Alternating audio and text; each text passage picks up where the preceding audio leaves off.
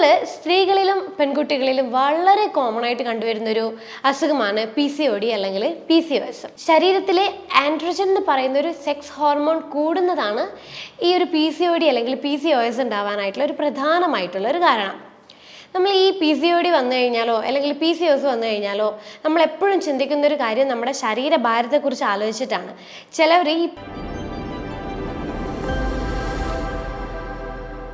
Hello, ഞാൻ doctor Ashna's wellness clinic, Kannur Koothuparamba. ഇപ്പോൾ സ്ത്രീകളിലും പെൺകുട്ടികളിലും വളരെ കോമൺ ആയിട്ട് കണ്ടുവരുന്നൊരു അസുഖമാണ് PCOD അല്ലെങ്കിൽ PCOS. ശരീരത്തിലെ ആൻഡ്രോജൻ എന്ന് പറയുന്ന ഒരു സെക്സ് ഹോർമോൺ കൂടുന്നതാണ് ഈ ഒരു PCOD അല്ലെങ്കിൽ PCOS ഉണ്ടാവാനായിട്ടുള്ള ഒരു പ്രധാനമായിട്ടുള്ള ഒരു കാരണം. നമ്മൾ ഈ PCOD വന്നു കഴിഞ്ഞാലോ അല്ലെങ്കിൽ PCOS വന്നു കഴിഞ്ഞാലോ നമ്മൾ എപ്പോഴും ചിന്തിക്കുന്ന ഒരു കാര്യം നമ്മുടെ ശരീരഭാരത്തെക്കുറിച്ച് ആലോചിച്ചിട്ടാണ്. ചിലവർ ഈ PCOS ഉള്ളവർക്ക് ചിലവർ ശരീരഭാരം കൂടുതലായിരിക്കും. അങ്ങനെയുള്ളവർ എന്ത് ചെയ്യും? പെട്ടെന്ന് എങ്ങനെയെങ്കിലും ഡയറ്റൊക്കെ എടുത്ത് അല്ലെങ്കിൽ പട്ടിണി കിടന്നിട്ട് വെയിറ്റ് കുറയ്ക്കാൻ വേണ്ടി ശ്രമിക്കും. പക്ഷേ ഈ മെലിഞ്ഞ പ്രകൃതമുള്ള PCOD ഉള്ളവരുണ്ട്. അതായത് ശരിക്കും പറഞ്ഞു കഴിഞ്ഞാൽ രണ്ട് രീതിയിലാണ് PCOD ഉള്ളത്.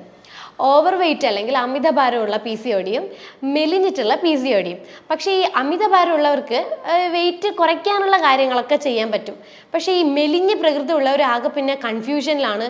ഓൾറെഡി ഞാൻ മെലിഞ്ഞിട്ടാണ് ഇരിക്കുന്നത്, ഇനിയും ഞാൻ ഡയറ്റ് ചെയ്ത് കഴിഞ്ഞാൽ ഇനിയും മെലിയല്ലോ, എങ്ങനെയാണ് ഞാൻ എൻ്റെ PCOD റിവേഴ്സ് ചെയ്യാമെന്ന് ചിന്തിക്കുന്നവരുണ്ട്. പക്ഷേ ഈ മെലിഞ്ഞ പ്രകൃതി ഉള്ള PCOD എന്ന് പറയുന്നത് ജനറ്റിക്കലി വരുന്ന ഒരു PCOD ആണ്. അപ്പോൾ നമുക്ക് PCOD ഉണ്ടാവാൻ കുറേ കാരണങ്ങളുണ്ട്. അതിൽ ഏറ്റവും കോമൺ ആയിട്ട് വരുന്നതാണ് ഇൻസുലിൻ റെസിസ്റ്റൻസ് ആയിട്ടുള്ള കണ്ടീഷൻസ്. അതായത് ശരീരത്തിൻ്റെ ബോഡി ഫാറ്റ് കൂടുമ്പോഴേ നമ്മുടെ ശരീരത്തിൽ ഇൻസുലിൻ റെസിസ്റ്റൻസ് ഉണ്ടാവുകയും അത് കാരണം PCOD ഉണ്ടാവാനുള്ള ചാൻസസ് ഉണ്ട്. പിന്നെ ഒരു കാര്യം എന്ന് പറയുന്നത് ഗൊണാഡോട്രോഫിൻ എന്ന് പറയുന്ന ഒരു ഹോർമോൺസിൻ്റെ വ്യതിയാനം കാരണം PCOD ഉണ്ടാവാം. പിന്നെയുള്ളൊരു പ്രധാന കാരണം എന്ന് പറയുന്നത് നമ്മുടെ ലൈഫ് സ്റ്റൈൽ ചേഞ്ച് അല്ലെങ്കിൽ ജീവിതശൈലിയിൽ ഉണ്ടാകുന്ന മാറ്റങ്ങളാണ്. അതായത് തെറ്റായ രീതിയിൽ ഉണ്ടാകുന്ന ഭക്ഷണ ക്രമീകരണങ്ങളോ അല്ലെങ്കിൽ ഫിസിക്കൽ ആക്ടിവിറ്റീസ്, എക്സസൈസോ കാര്യങ്ങളോ ഒന്നും ഇല്ലാതിരിക്കുമ്പോഴൊക്കെയാണ് PCOD ഉണ്ടാവുന്നത്. അപ്പോൾ ഈ മൂന്ന് കാരണങ്ങളിൽ ഏറ്റവും കോമൺ ആയിട്ട് ഇപ്പം കണ്ടുവരുന്നത് ലൈഫ് സ്റ്റൈൽ ചേഞ്ചസിൽ ഉണ്ടാവുന്ന മാറ്റങ്ങൾ കാരണം ഉണ്ടാവുന്ന PCOD ആണ്. അപ്പോൾ നമുക്ക് PCOD കൺട്രോൾ ചെയ്യാനായിട്ടുള്ള ഏറ്റവും ഫസ്റ്റ് ലൈൻ ട്രീറ്റ്മെൻറ്റ് എന്ന് പറയുന്നത് മെഡിസിനോ തെറാപ്പിയോ ഒന്നുമല്ല. നമ്മൾ ഏറ്റവും കൂടുതൽ ശ്രദ്ധിക്കേണ്ട കാര്യം ഡയറ്റാണ്. കാരണം ഡയറ്റിൽ ഉണ്ടാവുന്ന മോഡിഫിക്കേഷനാണ് നമുക്ക് PCOD ഉണ്ടാവാനുള്ള ഒരു പ്രധാനമായിട്ടുള്ള ഒരു കാര്യം. അപ്പോൾ നമ്മൾ പൊതുവെ ഭക്ഷണം കഴിക്കുമ്പോൾ നമ്മൾ എപ്പോഴും കൂടുതലായിട്ട് കഴിക്കുന്ന ഫുഡ് എന്താ? കാർബോഹൈഡ്രേറ്റ് അല്ലെങ്കിൽ അന്നജം അടങ്ങിയിട്ടുള്ള ഭക്ഷണങ്ങൾ. കാർബോഹൈഡ്രേറ്റ് എന്ന് പറയുമ്പോൾ ഈ രണ്ട് തരത്തിലാണുള്ളത്. അപ്പോൾ ഈ സിമ്പിൾ കാർബോഹൈഡ്രേറ്റ് അല്ലെങ്കിൽ സിമ്പിൾ അന്നജം എന്ന് പറയുന്നത് നമ്മളെപ്പോഴും ഭക്ഷണത്തിൽ ഉൾപ്പെടുത്തുന്ന ഷുഗർ, തേന്, പിന്നെ അതുപോലെ ഈ വെള്ള അരികളുണ്ടല്ലോ, പച്ചരി, അങ്ങനെയുള്ള ഐറ്റംസ്, അതുപോലെ റിഫൈൻഡ് ഫ്ലോർസ്, പിന്നെ ടിന്നിലടങ്ങിയിരിക്കുന്ന പിന്നെ ചില ഡ്രിങ്ക്സ്, ഇതൊക്കെയാണ് ഈ സിമ്പിൾ കാർബോഹൈഡ്രേറ്റ് എന്ന് പറയുന്ന ഭക്ഷണങ്ങൾ. ഈ സിമ്പിൾ കാർബോഹൈഡ്രേറ്റ് പെട്ടെന്ന് ദഹിക്കുകയും അത് പിന്നീട് ബ്ലഡിലോട്ടേക്ക് പെട്ടെന്ന് ഷുഗറായിട്ട് കൺവേർട്ട് ചെയ്യും. എന്നാൽ കോംപ്ലക്സ് കാർബോഹൈഡ്രേറ്റ് എന്ന് വെച്ച് കഴിഞ്ഞാൽ അത് പതുക്കനെ ദഹിക്കുള്ളൂ, അതുപോലെ പതുക്കനെ മാത്രമേ അത് ഗ്ലൂക്കോസ് ആയിട്ട് നമ്മൾ ബ്ലഡിലോട്ടേക്ക് കൺവേർട്ട് ചെയ്യുള്ളൂ.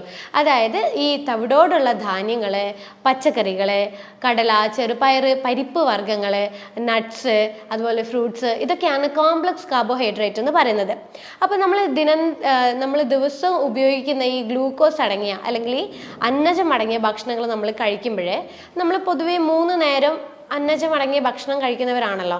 അപ്പോൾ സ്വാഭാവികമായിട്ട് നമ്മളെ ബ്ലഡിൽ ഗ്ലൂക്കോസിൻ്റെ അളവ് കൂടാൻ തുടങ്ങും. ഈ ഗ്ലൂക്കോസിൻ്റെ അളവ് കൂടുന്നതിനനുസരിച്ച് നമ്മുടെ ശരീരത്തിൽ ഇൻസുലിൻ്റെ അളവും അതേ കണക്കിന് കൂടാൻ തുടങ്ങും. അപ്പോൾ ഇൻസുലിൻ കൂടുമ്പോഴേ നമ്മുടെ കോശങ്ങളിൽ നീർക്കെട്ട് അല്ലെങ്കിൽ ഇൻഫ്ലമേഷൻ ഉണ്ടാക്കും. ഇതുകൊണ്ടാണ് നമുക്ക് ഇൻസുലിൻ റെസിസ്റ്റൻസ് എന്നുള്ളൊരു കണ്ടീഷനിലോട്ടേക്ക് മാറുന്നത്. ഇൻസുലിൻ റെസിസ്റ്റൻസ് വരുമ്പോഴേ ബ്ലഡിൽ കൂടുതലായിട്ട് ഇൻസുലിൻ കാണും, സ്വാഭാവികമായിട്ടും ഹോർമോണൽ പ്രശ്നങ്ങൾ ഉണ്ടാവും. ഹോർമോണൽ പ്രശ്നങ്ങളിലാണ് നമുക്ക് സെക്സ് ഹോർമോണായിട്ടുള്ള ആൻഡ്രോജൻ്റെ പ്രൊഡക്ഷൻ കൂടുകയും ഈ ഒരു കാരണം കൊണ്ട് നമുക്ക് PCOD ഉണ്ടാവുകയും ചെയ്യുന്നത്. അപ്പം നമ്മൾ എപ്പോഴും ശ്രദ്ധിക്കേണ്ട കാര്യമാണ് ഡയറ്റ് മോഡിഫൈ ചെയ്തുകൊണ്ട് നമ്മൾ PCOD റിവേർട്ട് ചെയ്യുക എന്നുള്ളൊരു കാര്യം. അപ്പോൾ എന്തൊക്കെയാണ് നമ്മൾ കഴിക്കുന്ന ഭക്ഷണത്തിൽ ഒഴിവാക്കേണ്ടതായിട്ടുള്ള ഫുഡുകൾ? ആദ്യം നമ്മൾ ശ്രദ്ധിക്കേണ്ടതാണ് പാലും ഗോതമ്പും. കാരണം പാലൊഴിച്ചിട്ടുള്ള ചായ, കാപ്പി, പിന്നെ ഈ ചോക്ലേറ്റ്സ്, ഐസ്ക്രീം, അതുപോലെ ഈ ഗോതമ്പിൻ്റെ മറ്റ് ബൈ പ്രൊഡക്ട്സ് ഒക്കെ ഉണ്ടാവുമല്ലോ, റവ, മൈദ പ്രൊഡക്റ്റുകൾ, ബേക്കറി ഐറ്റംസ്, ഇതൊക്കെ നമ്മൾ കഴിക്കുമ്പോഴേ നമ്മളെ കോശങ്ങളിൽ നീർക്കെട്ട് കൂടുതലായിട്ട് ഉണ്ടാകുകയും ചെയ്യും. ഇൻസുലിൻ റെസിസ്റ്റൻസ് എന്ന് പറഞ്ഞ കണ്ടീഷൻസ് കൂടുകയും ചെയ്യും. അത് മാത്രമല്ല, പാല്, ഗോതമ്പ് എന്ന് പറയുന്നത് കാർബോഹൈഡ്രേറ്റ് കൂടിയാണ്. അതുകൊണ്ട് ഗ്ലൂക്കോസിൻ്റെ അളവ് കുറയുകയും വേണം, നീർക്കെട്ട് ഒഴിവാക്കുകയും വേണം. അപ്പോൾ ഈ 2 ഫുഡുകൾ നിർബന്ധമായിട്ട് ഒഴിവാക്കുക. പിന്നെ ഒഴിവാക്കേണ്ടതാണ് പഞ്ചസാര. നിങ്ങൾ സ്ഥിരമായിട്ട് ചായയിലോ അല്ലെങ്കിൽ ജ്യൂസിലോ എന്തിലെങ്കിലായിട്ട് നിങ്ങൾ പഞ്ചസാര ഉപയോഗിക്കുന്നുണ്ടെങ്കിൽ സ്ട്രിക്റ്റ് ആയിട്ട് പഞ്ചസാര ഭക്ഷണത്തിൽ നിന്ന് പൂർണ്ണമായിട്ട് ഒഴിവാക്കുക. കാരണം പഞ്ചസാര ഗ്ലൂക്കോസ് ആണ്, ഇൻസുലിൻ റെസിസ്റ്റൻസ് കൂട്ടും, PCOD നമുക്ക് റിവേഴ്സ് ചെയ്യാൻ ഒരിക്കലും പറ്റില്ല. പിന്നെ ഉള്ളത് റിഫൈൻഡ് ഓയിൽസ്, അതായത് സൺഫ്ലവർ ഓയിൽസ്, പാം ഓയിൽ, അങ്ങനെയുള്ള കുറച്ച് ഓയിൽസ് അവൈലബിൾ ഉണ്ടല്ലോ.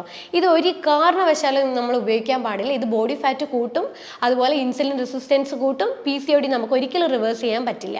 പിന്നെ ഈ ബേക്കറി പ്രൊഡക്ട്സ്, ഡീപ്പ് ഫ്രൈ ചെയ്തിട്ടുള്ള ഈ ട്രാൻസ് ഫാറ്റ് അടങ്ങിയ ഫുഡുകൾ, ഇതൊക്കെ പൂർണ്ണമായിട്ട് നമ്മൾ ഭക്ഷണത്തിൽ നിന്ന് ഒഴിവാക്കാൻ വേണ്ടി ശ്രമിക്കാം. പിന്നെ നമ്മളൊരു ഡയറ്റ് ഫോളോ ചെയ്യുമ്പോൾ ആ ഡയറ്റ് എപ്പോഴും കുറച്ച് നാളുകളോളം നമ്മൾ സ്ട്രിക്റ്റ് ആയിട്ട് ഫോളോ ചെയ്യുക.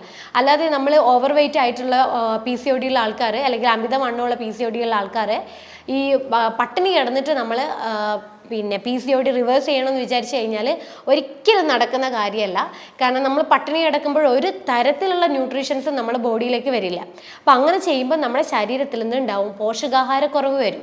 പോഷകാഹാരക്കുറവ് വന്നു കഴിഞ്ഞാൽ എഗെയിൻ അത് പിന്നെയും ഹോർമോണൽ ഇംബാലൻസ് ക്രിയേറ്റ് ചെയ്യും, ഇൻസുലിൻ റെസിസ്റ്റൻസ് പ്രശ്നങ്ങൾ കൂടും, PCOD പിന്നെയും കൂടാൻ തുടങ്ങും. എന്നല്ലാതെ ഒരിക്കലും PCOD നമ്മൾ പട്ടിണി കിടന്നത് കൊണ്ടോ അല്ലെങ്കിൽ ഫുഡ് മൊത്തത്തിൽ സ്കിപ്പ് ചെയ്തുകൊണ്ടോ നമുക്ക് ഒരിക്കലും PCOD റിവേഴ്സ് ചെയ്യാൻ പറ്റില്ല.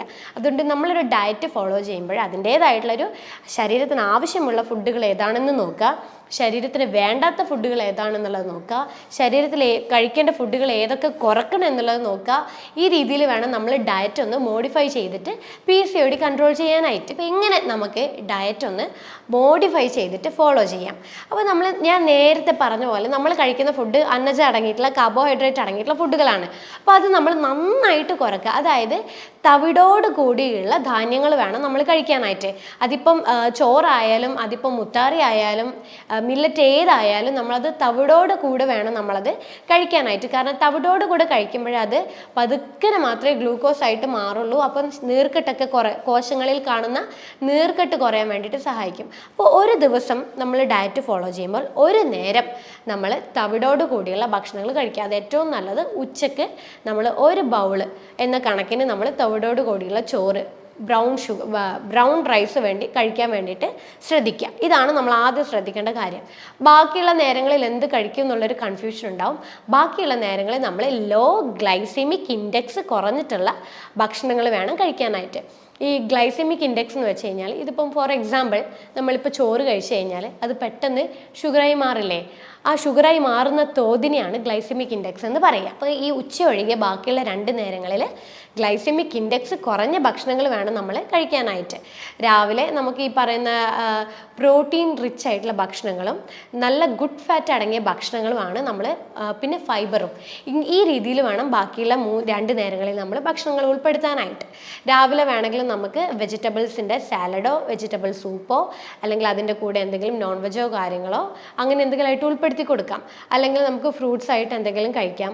അല്ലെങ്കിൽ നമുക്ക് നേന്ത്രപ്പഴം പുഴുങ്ങിയിട്ടോ അതിൻ്റെ ഒരു ഹാഫ് നേന്ത്രപ്പഴം പുഴുങ്ങിയിട്ടോ അങ്ങനെ എന്തെങ്കിലും ആയിട്ട് രാവിലത്തെ ഭക്ഷണത്തിൽ ഉൾപ്പെടുത്താം. അല്ലെങ്കിൽ കടലയോ ചെറുപയറോ അങ്ങനെ എന്തെങ്കിലും, അതിൻ്റെ ചെറുപയറിൻ്റെ ദോശയോ അങ്ങനെ എന്തെങ്കിലും ആയിട്ട് നമ്മൾ ഉൾപ്പെടുത്താം. രാത്രിത്തെ ഭക്ഷണം നമുക്ക് നല്ല പ്രോട്ടീൻ അടങ്ങിയ ഭക്ഷണങ്ങൾ, അതായത് കടല, ചെറുപയർ, പരിപ്പ് പയറുവർഗ്ഗങ്ങളോ, നട്ട്സോ, സീഡ്സോ, അല്ലെങ്കിൽ പിന്നെ നോൺ വെജോ അങ്ങനെയുള്ള എന്തെങ്കിലും പ്രോട്ടീൻ അടങ്ങിയ ഭക്ഷണത്തിൻ്റെ കൂടെ നല്ല ഫൈബർ അടങ്ങിയ ഫുഡും നല്ല ഫാറ്റ്, അതായത് വെണ്ണ അങ്ങനെയുള്ള കാര്യങ്ങളൊക്കെ ഉൾപ്പെടുത്തിയിട്ട് വേണം നമ്മൾ ഡയറ്റ് ഒന്ന് മോഡിഫൈ ചെയ്യാൻ വേണ്ടിയിട്ട്. ഈ രീതിയിൽ നമ്മളൊന്ന് ഡയറ്റ് ഫോളോ ചെയ്യുമ്പോൾ തന്നെ നമ്മളെ ശരീരത്തിൽ ലഭിക്കുന്ന ഗ്ലൂക്കോസിൻ്റെ അളവ് കുറയാൻ തുടങ്ങും. ഗ്ലൂക്കോസിൻ്റെ അളവ് കുറയുന്നതിനനുസരിച്ച് തന്നെ കോശങ്ങളിൽ ഉണ്ടാവുന്ന നീർക്കെട്ട് കുറയാൻ തുടങ്ങും. സ്വാഭാവികമായിട്ടും ഹോർമോൺസ് ഇംബാലൻസ് ആയി കിടക്കുന്നത് കുറയാൻ തുടങ്ങും. സ്വാഭാവികമായിട്ടും നമുക്ക് PCOD പതുക്കനെ റിവേഴ്സ് ചെയ്യാൻ തുടങ്ങും. ഈ PCOD ഉണ്ടായിക്കഴിഞ്ഞാൽ നിങ്ങൾക്ക് അറിയാമല്ലോ, നമ്മുടെ ശരീരത്തിൽ കുറേയധികം ലക്ഷണങ്ങളായിട്ടാണ് ഉണ്ടാകുക.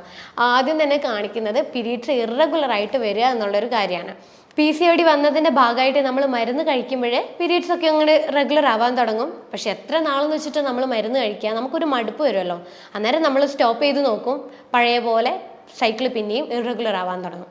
അപ്പോൾ ആദ്യത്തെ ലക്ഷണം എന്ന് പറയുന്നത് PCODയുടെ ഇറഗുലർ ആയിട്ട്, അതായത് മാസം തെറ്റായിട്ട്, അതായത് ഈ മാസം വന്നു കഴിഞ്ഞാൽ നെക്സ്റ്റ് മന്ത് ഉണ്ടാവില്ല, അങ്ങനെ മാസങ്ങളോളം ഗ്യാപ്പ് ആയിട്ടായിരിക്കും ആദ്യത്തെ പീരീഡ്സ് ഇങ്ങനെ വരാൻ തുടങ്ങുന്നത്.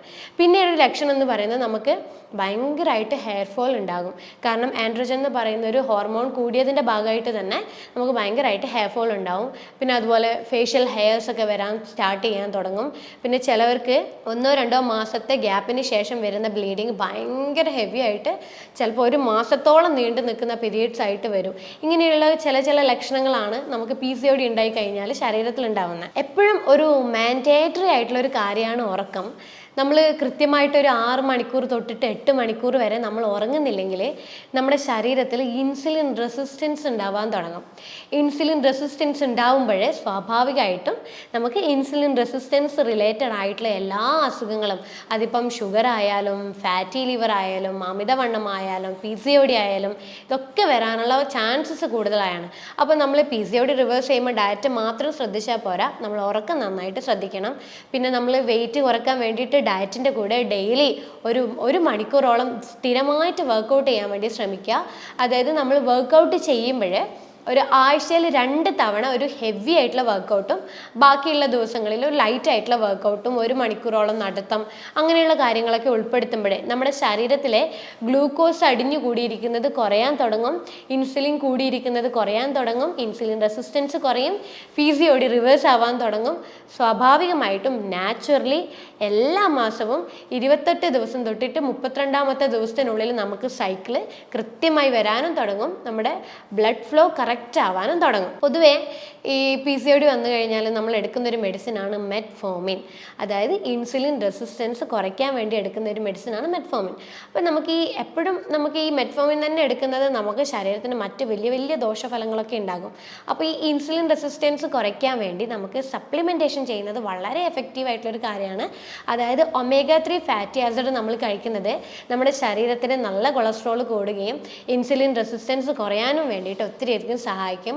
അതുപോലെ തന്നെ ബെർബറിൻ എന്ന് പറയുന്നൊരു സപ്ലിമെൻ്റ് ഉണ്ട്, അത് ഈ മെറ്റ്ഫോമിന് പകരം നമുക്ക് എടുക്കാൻ പറ്റുന്നതാണ്. അത് ഇൻസുലിൻ റെസിസ്റ്റൻസ് കുറയ്ക്കും, കൊളസ്ട്രോളിൻ്റെ അളവ് കുറയ്ക്കും, ശരീരത്തിലെ അതുപോലെ വെയിറ്റ് കുറയാൻ വേണ്ടിയിട്ട് സഹായിക്കും. അതുകൊണ്ട് തന്നെ ബെർബറിൻ എന്ന് പറയുന്നൊരു സപ്ലിമെൻറ്റ് നമുക്ക് ഇൻസുലിൻ റെസിസ്റ്റൻസ് കുറയാൻ വേണ്ടിയിട്ട് സഹായിക്കുന്നുണ്ട്. അപ്പോൾ ഈ 2 സപ്ലിമെൻറ്റ് നിങ്ങൾ ഉൾപ്പെടുത്തുക ഈ ഡയറ്റിൻ്റെ കൂടെ. അപ്പോൾ കുറച്ചുകൂടെ ഫാസ്റ്റായിട്ട് നിങ്ങൾക്ക് PCOD റിവേഴ്സ് ചെയ്യാൻ പറ്റുന്നതാണ്. പിന്നെ ഒരു നല്ലൊരു മെത്തേഡ് ഞാൻ പറഞ്ഞുതരാം. വീട്ടിലിരുന്നുകൊണ്ട് തന്നെ നമുക്ക് ഫോളോ ചെയ്യാൻ പറ്റുന്ന ഒരു ഈസി ആയിട്ടുള്ള ഒരു മെത്തേഡ്. അത് വേറെ ഒന്നുമല്ല, സീഡ് സൈക്കിൾ എന്നാണ് ഇതിന് പറയുക. അതായത് നമുക്ക് ഈ PCOD സമയത്ത് ഉണ്ടാവുന്ന ഹോർമോണൽ ഇംബാലൻസ്, അതായത് പ്രത്യേകിച്ച് സ്ത്രീ ഹോർമോൺ ആയിട്ടുള്ള ഈസ്ട്രജൻ, പ്രൊജസ്ട്രോൺ, ഈ 2 ഹോർമോൺസിൻ്റെ ഇംബാലൻസ് ഒന്ന് മാറ്റാൻ വേണ്ടിയിട്ടാണ് ഈ സീഡ് സൈക്കിൾ നമ്മൾ ഫോളോ ചെയ്യാൻ പോകുന്നത്. അതായത് പീരീഡ്സിൻ്റെ ഫസ്റ്റ് ദിവസം തൊട്ടിട്ട് 14 ദിവസത്തോളം 1 ടേബിൾ സ്പൂൺ ഫ്ലാക്സീഡ് രാവിലെ ജസ്റ്റ് ഒന്ന് ചൂടാക്കി പൊടിച്ചിട്ട് കഴിക്കുക. അതുപോലെ 1 ടേബിൾ സ്പൂൺ പംകിൻ സീഡ് വൈകുന്നേരം കഴിക്കുക. ഇതൊരു 14 ദിവസത്തോളം ഒരു റൊട്ടീൻ പോലെ നമ്മൾ ഫോളോ ചെയ്യുക. പിന്നെ 15ാമത്തെ ദിവസം തൊട്ട് 28ാമത്തെ ദിവസം വരെ നമ്മൾ 1 ടേബിൾ സ്പൂൺ എള്ളും 1 ടേബിൾ സ്പൂൺ സൺഫ്ലവർ സീഡും ഓരോന്നും ഓരോ നേരമായിട്ട് കഴിക്കാം. ഈ ഒരു മെത്തേഡ് നമ്മൾ ഒരു 2-3 മാസം തുടർച്ചയായിട്ട് കണ്ടിന്യൂ ആയിട്ട് ചെയ്യുമ്പോൾ ഓട്ടോമാറ്റിക്കലി നമ്മളെ പീരിയഡ്സ് നോർമൽ ആവാൻ തുടങ്ങും. അതുപോലെ നമ്മളെ ബ്ലീഡിങ് കാര്യങ്ങളൊക്കെ നോർമൽ ആവാൻ തുടങ്ങും. അപ്പോൾ ഇത്രയും കാര്യങ്ങളാണ് നിങ്ങളെ PCOD റിവേഴ്സ് ചെയ്യാൻ വേണ്ടിയിട്ട് ശ്രദ്ധിക്കേണ്ടതായിട്ടുള്ള കാര്യങ്ങൾ. ഭക്ഷണം നന്നായിട്ട് കൺട്രോൾ ചെയ്യുന്നതാണ് ഇതിൻ്റെ ഏറ്റവും ഫസ്റ്റ് ലൈൻ ട്രീറ്റ്മെൻറ്റ് എന്ന് പറയുന്നത്. അതിൻ്റെ കൂടെ നമ്മൾ ഉറക്കവും കാര്യങ്ങളൊക്കെ ശ്രദ്ധിക്കുക, വെയിറ്റ് മാനേജ്മെൻറ്റ് നമ്മൾ ചെയ്യാൻ വേണ്ടി ശ്രമിക്കുക. നേരത്തെ പറഞ്ഞതുപോലെ കാർബോഹൈഡ്രേറ്റ് അടങ്ങിയ ഭക്ഷണങ്ങൾ നന്നായിട്ട് അളവ് കുറച്ച് നല്ല രീതിയിൽ പ്രോട്ടീനും നല്ല ഫാറ്റ് അടങ്ങിയ ഭക്ഷണങ്ങളും ഹൈ ഫൈബർ അടങ്ങിയ ഭക്ഷണങ്ങളൊക്കെ നമ്മൾ ശ്രദ്ധിക്കുക. കാരണം ഇത് ചെയ്യുമ്പോൾ മാത്രമേ ഇൻസുലിൻ റെസിസ്റ്റൻസ് നമ്മുടെ ശരീരത്തിൽ കുറയ്ക്കാനും PCOD നമുക്ക് ഈസി ആയിട്ട് റിവേഴ്സ് ചെയ്യാനും പറ്റുന്നത്. അപ്പോൾ ഇത് സംബന്ധിച്ചിട്ടുള്ള ഡീറ്റെയിൽസ് കൂടുതലായിട്ട് നിങ്ങൾക്ക് അറിയണമെങ്കിൽ താഴെ കാണുന്ന നമ്പറിൽ നിങ്ങളൊന്ന് കോൺടാക്റ്റ് ചെയ്യുക. അടുത്തൊരു ഹെൽത്ത് വീഡിയോ ആയിട്ട് അടുത്ത വീഡിയോയിൽ കാണാം. അതുവരേക്കും